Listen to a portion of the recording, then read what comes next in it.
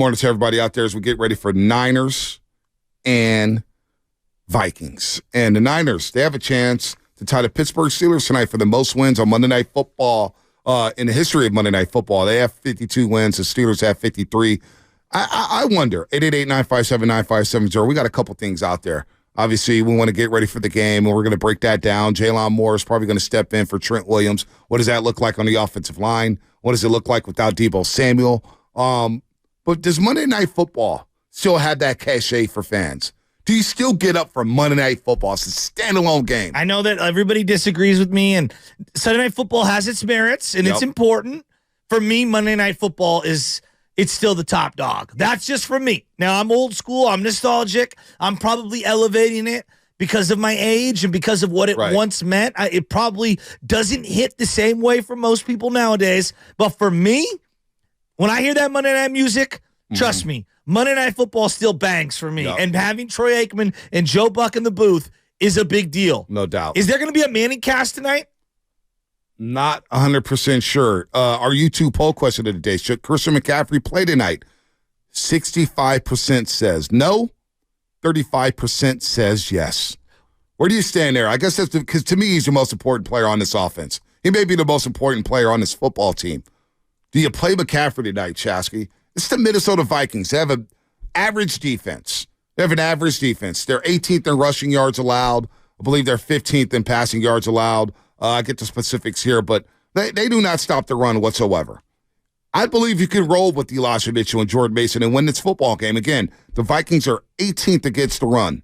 They give up 112 yards a game on the run. Of course, the Niners are ranked third overall in the league. They average nearly 148 yards a game on the ground. Passing-wise, the Vikings give up 218 yards a game, 219 yards a game. They're 17th. So this is an average defense.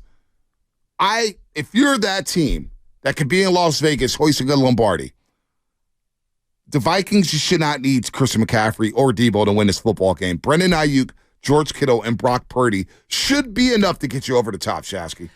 You would think. But we understand why they want to play McCaffrey. I mean, that's one thing that I think we've overstated this whole Shanahan is overusing McCaffrey. Yeah, most of us would too because he's one of the best players in the game.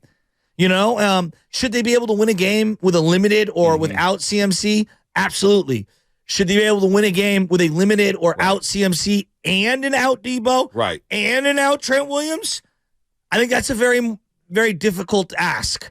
Even though the Vikings aren't world beaters by any means, they are an NFL team. You know, we all thought the Arizona Cardinals were going to mail it in and be horrible this year. They were down 3. They were down 5 to the Niners.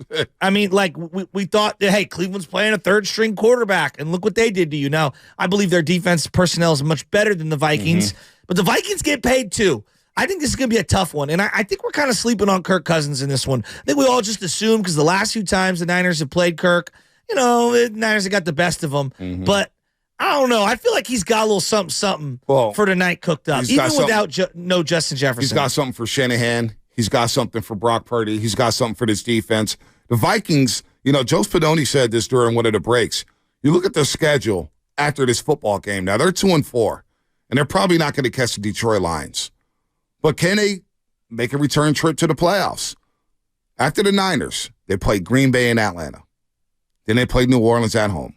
Then they play at Denver. Then they play Chicago and Vegas.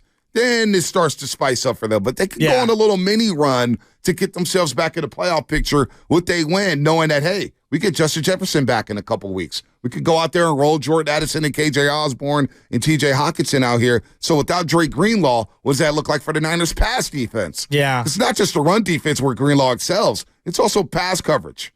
Getting underneath on Hawkinson, getting underneath on Addison and KJ Osborne. So, because we know Kirk Cousins loves to dump it down. He loves to check it down.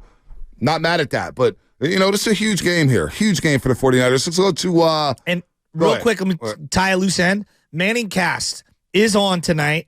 Two big guests. Yeah.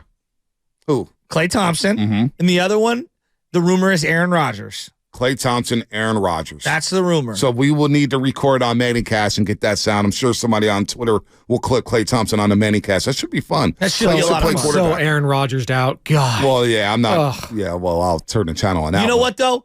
I do want to hear what Aaron Rodgers has to say about Brock and Kirk. I want to hear what Peyton and Eli have to say. I'll be watching the traditional broadcast, but when those things circulate online, I'll be here for it. Yeah, no. I want to hear what these guys say about these quarterbacks. Yeah, me too.